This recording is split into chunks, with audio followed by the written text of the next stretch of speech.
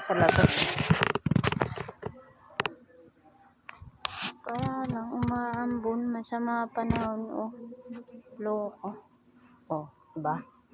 Sama-sama ng panahon. Paano ka na makakapag-bike? Bibili ako ng biskuit para sa alaga ko.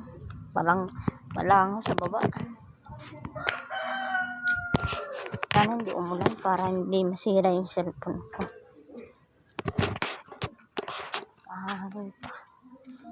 Hindi ko yata kaya mag-bike na may dalang cellphone.